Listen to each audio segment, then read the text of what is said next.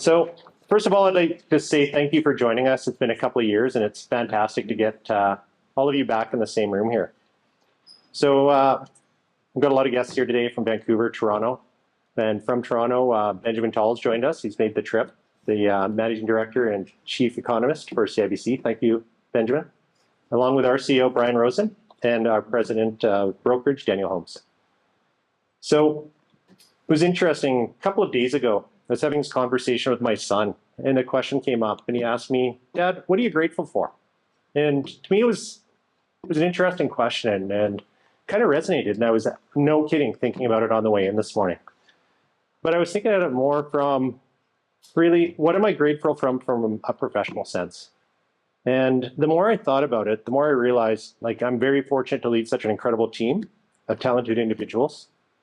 But just as importantly, I'm grateful for the fact that I'm part of a great community that has a lot of, we deal with a lot of incredible clients and great business partners. And I'd like to thank everybody in the room for that. So thank you very much.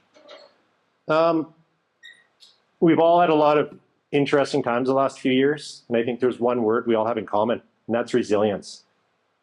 Resilience because we've all had to become flexible with the way we live, the way we work, the way we play, and the way we conduct business. And a part of that resilience has allowed us to rely on, strengthen, and build relationships based on the experience and the information we all have and that we all can share. And with that, we all learn to make important decisions. We learn to do it different ways. And just given this continued importance on everybody's expertise and skills, we've decided we pull together some tremendous experts to share some knowledge with you as a thank you. And we'll start with that. So first of all, we'll start with an informal panel, which will be hosted by Daniel Holmes, our president. Then quickly after that, which of course we were going to have him as the keynote speaker, then realized, we did not want to follow Benjamin Tall. So he'll be following us after. We're saving the best for last. And then drinks so we can all socialize and just get reaccustomed with each other. Thank you.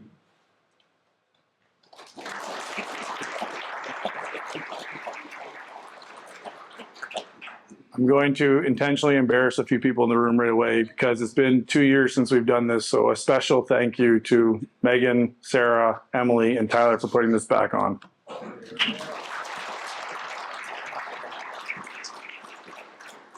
All right, we've got about 45 minutes. Really excited to be here. It's an honor to be in Victoria. I just came from Toronto 2 weeks ago. It was minus 40. So this is awesome. We've got an amazing panel, as Tyler said, with leaders and really astute brokers and advisors. I'm going to introduce those. We've got, I think, 7 or 8 questions we're going to try to get through. And if we have enough time, we'll go to the open forum where we're going to brave whatever questions may or may not exist out there. So first, she was a broker. She worked on the landlord side. She's now in leadership. She's a senior managing director for Colliers. She leads our national retail team. Please welcome Madeleine Nicholls. Recently promoted to a VP. She was a producer in our top 10 female list. You cannot walk up and down the streets of Victoria without seeing her name. Please welcome Anna Wray.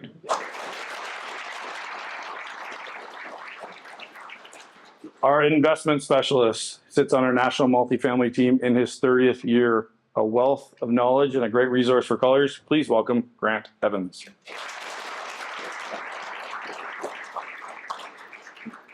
And the big guy at the end who tried to get the room to be quiet but didn't work. He is our industrial broker. He is part of our Everest Club, our top 10% of brokers in Canada. He is in his 23rd year. He bleeds blue, and he is Ty Whittaker.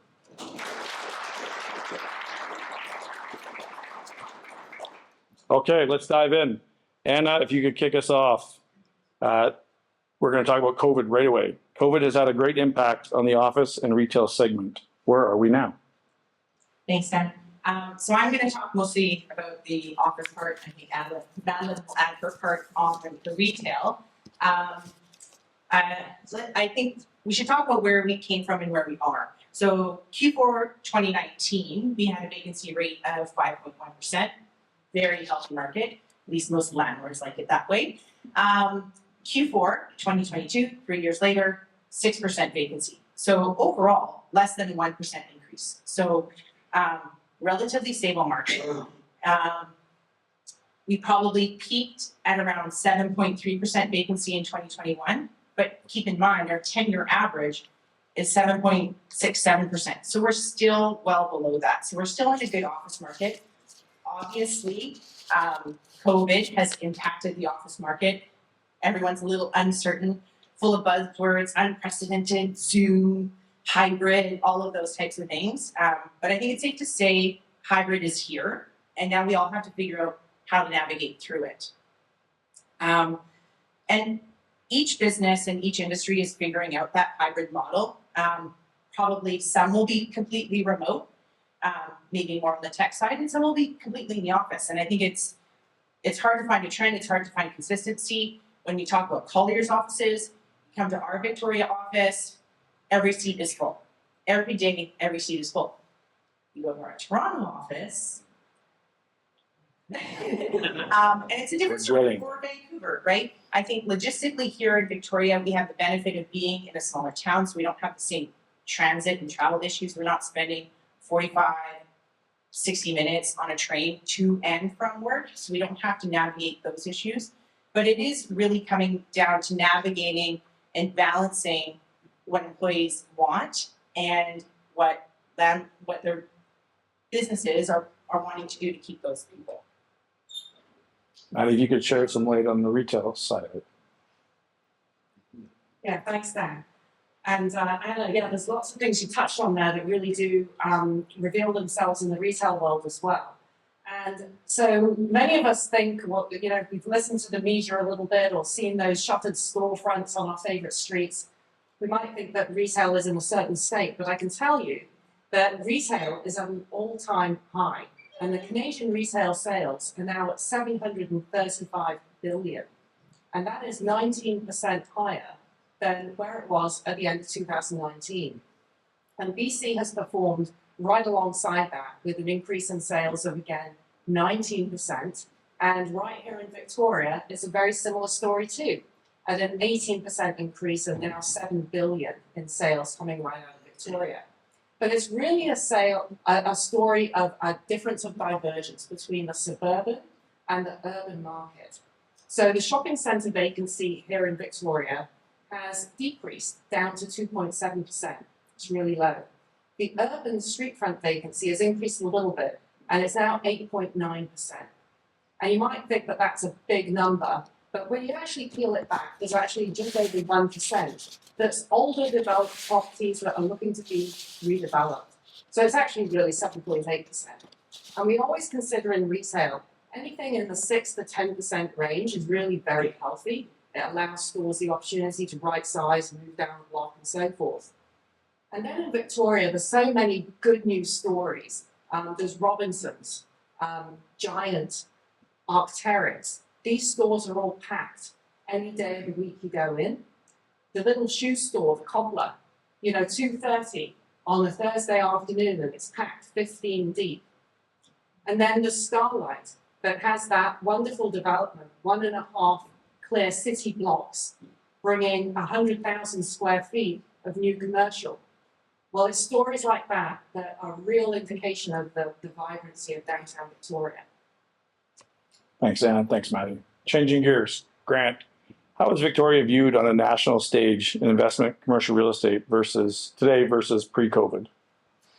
Thanks, Dan. I think of Tyler's comment, resilience comes to mind when I think about some of the conversations I've had with national investors over the last year and a half, and I'd say, how do your real estate perform? How do they perform in Victoria versus the rest of Canada? We have other assets in other places. And the answer that I consistently got was better than expected, or better than my other assets maybe in other locations in Canada. So I think that confidence comes from a market that's very secure and stable. I think a lot of that security and stability comes from a very strong government employment base that we have, that we can rely on here, so we're fortunate. So the national investors have always been here. I think for the last 10 or 15 years, it's just been growing in terms of presence and how much capital is being invested in Victoria. And I think our you know, in the past, we used to be viewed as a secondary market, really, and now we really been viewed as a sub-market of Vancouver, where our yields are just more attractive, and we're not that far away, but we still have the same stability. Our challenge in Victoria is we have a small market. It's not that deep, it's not that big, and the challenge is finding quality products at a good price and big enough, frankly. Looking forward, I don't see why that's going to change. If anything, I think we're going to see more capital from larger national players across Canada. I'm seeing it specifically in the residential end. The more REITs and private funds that are coming here to invest. Thanks, Grant. Ty, building off what Grant said, industrial has really struggled tremendously for the last few. Industrial's been the star, absolutely, over the last 3 years. Maybe you can touch on some statistics kind of post today, and then let's get the crystal ball out and look at the future. Maybe touch on lease rates, cap rates, and vacancy rates. Yeah, we've been extremely fortunate. This across Canada, it's across North America, it's been really the number one buy category that everybody's wanting to get their hands on. You know, talking about vacancy, that's pretty easy to answer because 3 years ago it was 0. Today it's 0. What's it going to be in 3 years' time? There's about 3.5 million square feet being planned and proposed to come to development. We have a 9.5 million square foot market. There's going to be a bit of a disconnect when there's a flight to quality and some of the tenants that are moving out of older buildings maybe moving to the new stuff that's being built out in the West Shore. I'm cautious to say that there's going to be this vibrancy to backfill all that, but you know, I do predict, and we have for 23 years of my career had a very, very low historical vacancy. Lease rates, again, across Canada, it's being mirrored in Ontario, certainly in Vancouver. We've had 100% appreciation in the last 10 years of rental rates, 100%. And you know, 3 years ago, somebody would ask me what rates were. That's 15 to 16. Today, we're at 18.05 for the last 6 months of leasing that we've done. So we're doing deals at 18, 19 in today's market. The built-to-suit stuff that we're working on, we're needing to start at an 18, 20, and we'll be finishing off probably in the 22, 23 range. And you know, that's unfortunately the cost of just building these buildings now. It's so expensive that that's the return that people need to have, and the rent, that's where we're going. That's certainly emulating what's happening in Vancouver. Land values, again, 100% appreciation in value, and that's probably only happened in the last 5 years. You know, suburban land, industrial land in the zone would sell for $25 to $30 a square foot. This last year, we saw a 4-acre parcel of land sell for $16 million, $90 a square foot. That was out in the city. That's a hard number to sort of fathom, but and I honestly, I don't think that number can be supported because you can't buy that land, build a building, and then go off and try to sell it to somebody or use it yourself and pay you a market deal. But that's kind of shows you how inflated everything is being. Cap rates. You know, 5 years or 3 years ago, best in class commercial real estate and industrial especially was probably 5% as a cap rate. This time last year, we were at an unprecedented low at 3.75%. People were pleased as punch to have that. And they were prepared to pay that sort of cap because of rental appreciation that they saw. You know, and you would think today with the cost of money being 6.5%, 7%, that's where the cap rate is. It's not. People, if you have an industrial product, people will pay you if there's rental appreciation, 4.25%. If it's at market today, you're going to sell for 5 to 5.5%. There you go. Great, thanks, Ty. Madeleine, from a retail perspective, obviously industrial and retailers joined at the hip to some degree. Anything to add from a retail perspective? Dan, you're right. They are joined at the hip, and now more than ever. So a lot of retailers, you know, think about the stores you used to go into. It was all about the front of the house. You know, product at the front and a very small storage at the back, call it 20%. And that's been totally turned on its head now. Retailers are really looking for a much smaller storefront footprint, also with the rising cost of rent, but they want that warehouse, perhaps out in the suburbs, that can also service direct to consumer, that online business that they've been building. So it's a real inversion. 80% of the warehouse now and 20% call it the storefront. And retailers that have a warehouse and have built an online business are also looking to open bricks and mortar. So a couple of examples of that. One is Majuri. They're a jeweler that started in Toronto in 2015, online only. They're now 8 stores worldwide. Another is Maguire Shoes. Holmes spun out of Montreal, started online with a fantastic product and now have, I think, 3 stores open. And right here in BC, in Vancouver, Vessi Shoes, the waterproof shoes, they started online. They have their first physical store. Now, what all these retailers have experienced is when they open that physical store, they get, of course, the sales that walk in through the storefront, but they also get another 10 to 15% increase in their online sales. And it's this great symbiotic relationship between the industrial and the retail space that I think is going to fuel a lot of demand for warehouse space in retail. Thanks, Meg. I said we were going to cover multiple asset groups, so we're going to bounce around a little bit back to Anna for office. And the tech layoffs that have been affecting not just Canada, but the US, how's that hitting the Vancouver market combined with the most recent provincial government work from home announcement?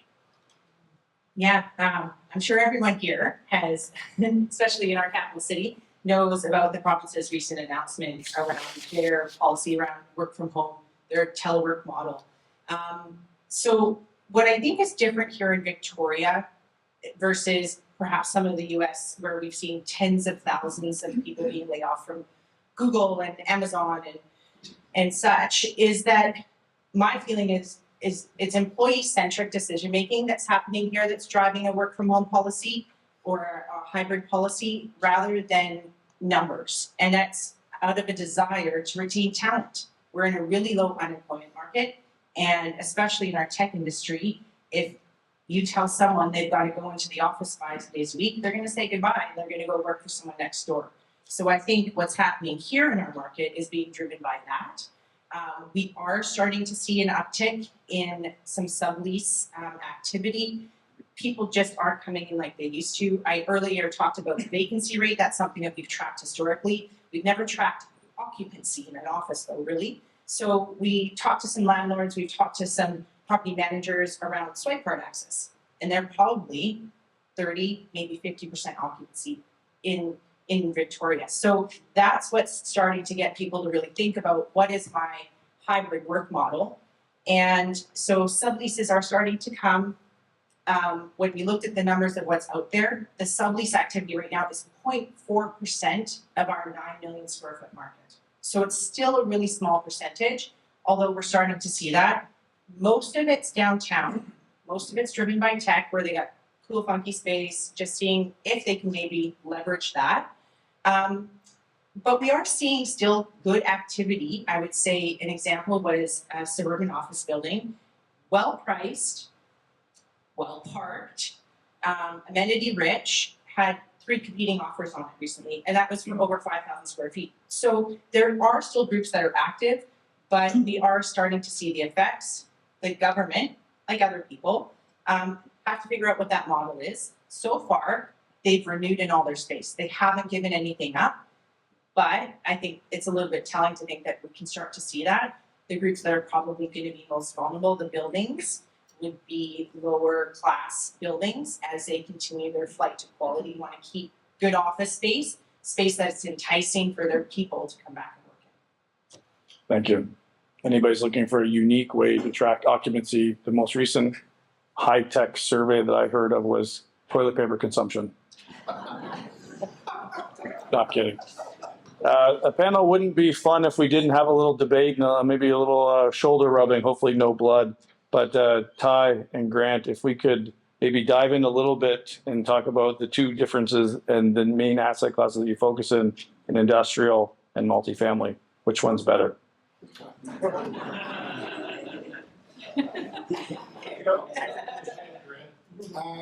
Well, it's the, I noticed they didn't ask me to fight. Too scared. You're the one who got the crowd quiet.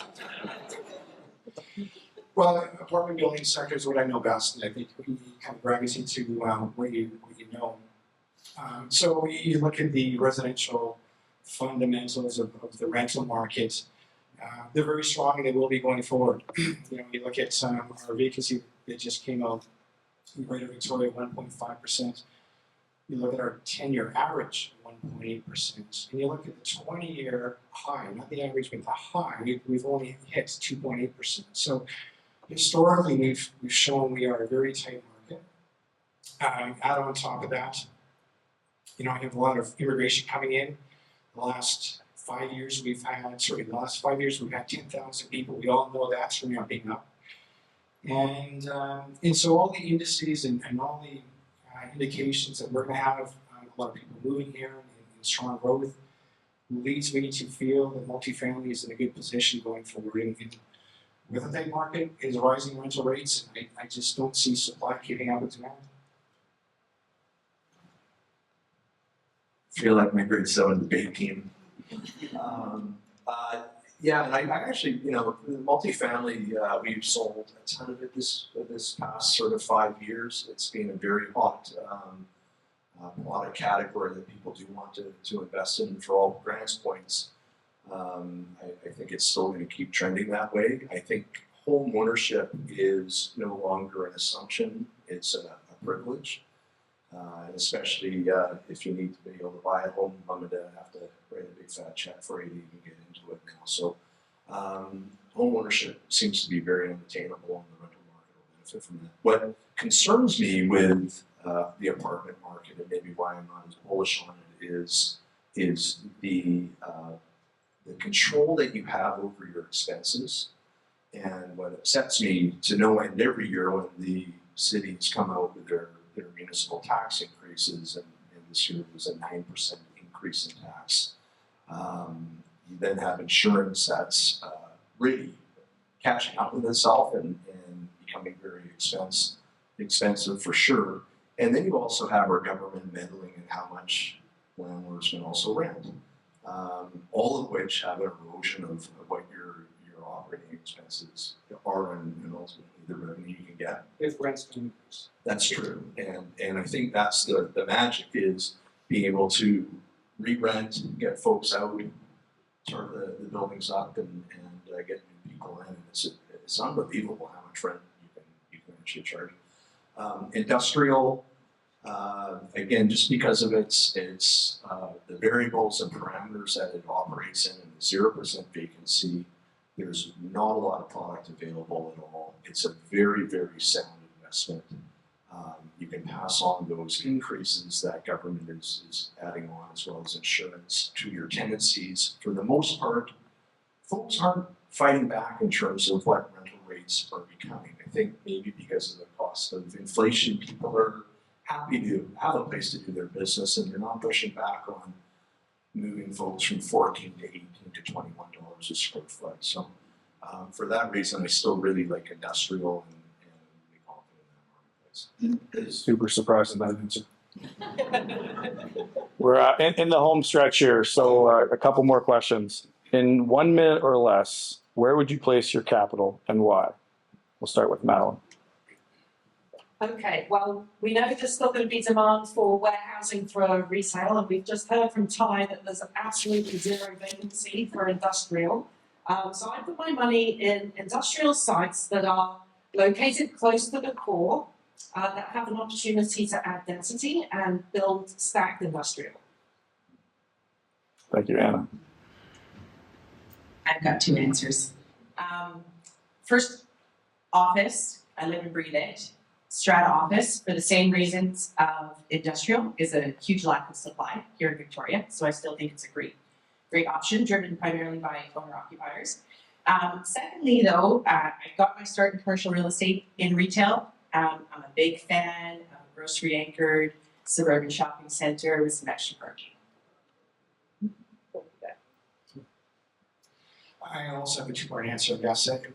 With my knowledge of apartment buildings and knowing the business model that works, I would be choosing a 60s, 70s apartment building, older building, needs capital, needs upgrades, and turning over as they come available, those units and getting a better rent in that model is still vibrant today and works. The second one is maybe a bit of a surprise, but I'm going to be a bit of a contrarian. Is Class A, B minus building or B plus building that is slightly older. You look at the variance of what it costs to build an office building and the rent you got charged, $35 to $40 a square foot is my understanding today. And you look at some of the older buildings that have been really well maintained, they have good parking, good amenities, and those rents, I think there's going to be pressure on those rents. And for that reason, that the gap is going to grow wider and wider as the office market does tighten up. So, yeah, on top of that, just the cost of improving vacant space. 4 years ago, you were $100 a square foot, and now you're $180 a square foot. So that's adding to tenants' cost to get into space. So, if the right building came along, I'm not saying they're all going to have those attributes. But if it was a multi-tenanted private sector building with good businesses that proved themselves through COVID, that's where I put my money. I'm gonna put my money in a GIC. Cut his mic off, please. Cut his off. But that money, when it's in that GIC, it's paying me rent, but it's not an appreciating asset. So while my money is in a GIC, I'll be looking for opportunities, much like Grant was saying, existing, perhaps older product that is under rent, perhaps industrial within a business park that has rental rate appreciation. I'd like multifamily, I'd like industrial, I'd like, retail strip. For the most part, our market is very, very secure, conservative, and there will be lots of opportunities coming up in the near future. Great, thank you. Last question for me. In 1 minute or less, what concerns you or what excites you? And we'll start with Mal and we'll go left to right again. What concerns you or what excites you? Well, I think what excites me being a consumer and all of us being consumers is really the rapid pace of change with these retailers and how they're adapting and bringing us a better customer experience, whether that be online or in the store. So there is an eyeglass retailer called Zenni, you might know it. You just turn your camera on and you can try on hundreds of frames, to your heart's content. Home Depot, I don't know if you've seen, but they've got DIY classes for kids. How great is that? Get them started early. And then right here in Victoria, Peterson and Townline have the Victoria Public Market, and there's the Coho Commissary. This is a huge shared kitchen for food producers and entrepreneurs to bring us fabulous new foods. So it's really giving us more options, how to shop. It's giving us our time back if we're choosing to shop from the couch. And if we are going into the store, we're just having a much better experience. So I've got a little bit of a different answer around what concerns me. And it comes from a lot of the conversations that I have about hybrid work and work from home. As a woman in business, as a mother, I think about the people who might choose to work from home the most. Who might get the most benefit? I would say lots of those would be working parents and probably working moms for the most part. And the opportunity to be left behind because of out of sight, out of mind. So I put it out to all of you who may be having people who work from home. Don't keep them out of sight or out of mind. But what excites me is just what new innovation might come around. And what has come out of COVID so far, like Zoom was there, but no one used it. Or the infiltration of like COVID pets and dog walking businesses and all those types of things that make our community vibrant. So what's going to be next? What concerns me, I look at the paralysis in this market right now from an investment perspective. Just a quick story, I'm walking here, on my way here, and I get a phone call from a client who's got an apartment building under contract, Mid-Island, and he said, you know, I got it tied out a 4.25 cap rate, rents are $1 per square foot, it should be $2 a square foot. There's excess land to develop on. What do you think? You think it's a good buy? And he said, I just don't want to jump in and be the first one. I don't know if it's a good deal. And to me, that sounds like a great deal. So that's the paralysis I'm talking about. And I think until the interest rate environment becomes predictable, we'll start to see more capital flow. Wait, what did you tell I'm a good partner. him? Thanks, Ty. Oh, sorry, Well, Grant. Sorry. just, Yeah. I guess what excites me, much of the time, I'm a Victoria native, but to see what's happening downtown looking forward, the excitement of some of these large projects really changing the face of Victoria, bringing energy and vibrancy and life back to downtown, some feeling of security and safety. And, you know, you look at Starlight's projects that you mentioned, Madeleine, on Yates and Cook, and what a game changer that will be in 1,500 rental units. You look at Reliance's projects on Capital Iron and Wharf and Government in 6.7 acres. It can be one of the largest projects in Victoria's history, and that's, you know, incredibly game-changing downtown. So I'm excited about that. I'm looking forward to seeing some of that change and vibrancy back again downtown. What concerns me is, you know, just a byproduct of the speed bump that we've all been feeling for the last sort of 6 to 8 months.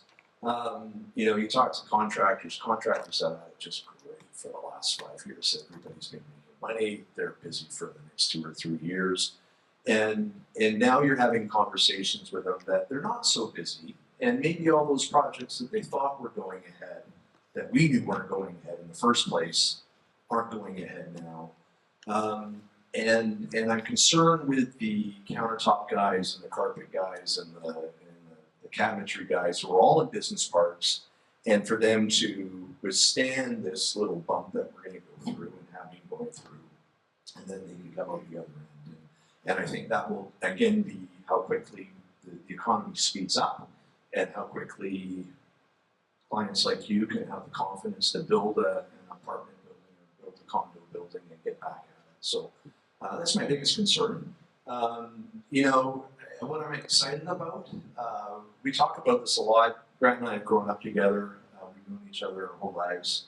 We live in a beautiful place. And Dan, I couldn't imagine what -4 feels like. Cool.